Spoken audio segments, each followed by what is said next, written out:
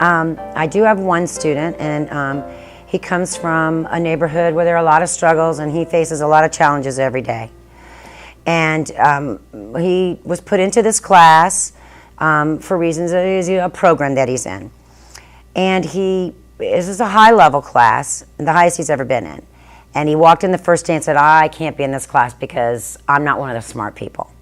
But I said, well, you are in this class, and you need to stay and just work with us. And he has just blossomed. Now, I mean, does he always do the reading? No. And does he always do his homework? No, because those are old habits, and we're working on new habits. But what he finds is that his group will help him. And when you're supposed to bring your piece to the table, and he doesn't have his piece, he's beginning to change the mindset of, oh, well, I don't care if I don't have it. Now he feels responsible, and so he starts to have his piece a little more often. Not all the time, because it's not a panacea, but a lot more often than he did at the beginning. And the kids are beginning to appreciate him because he's a smart guy, but he's just never really had a chance to show anyone that he's smart. He's always been afraid to be identified as smart. But in this class, it's okay to be smart because he thinks everybody else around him is smart. And so that's been a nice change.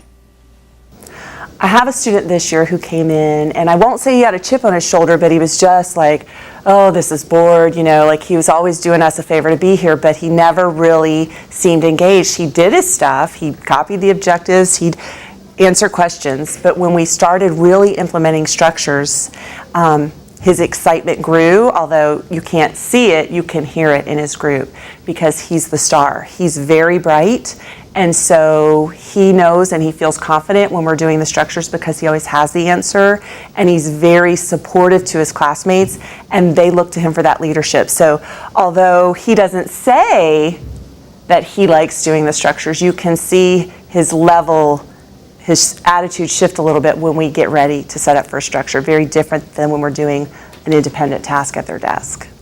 Using the discussion structures in class, it really helps the students. I've seen students that are very shy, that don't want to speak in whole group conversations, who become comfortable speaking in a group of four.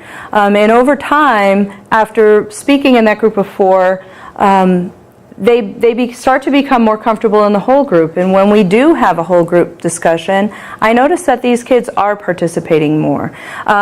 I also have kids that tend to dominate conversations when they come in, and sometimes they're even a little bit disliked by the other kids and maybe made fun of because they have a better vocabulary and they can expound on their answers more. But through using Kagan cooperative learning, they are so used to actively listening to each other and praising each other and respecting each other that goes away. And even though that student, he may not hog the conversation as much anymore, he is still just as intelligent and doesn't get the backlash that would happen in the beginning of the year when people didn't know him. So it's really good for the kids too.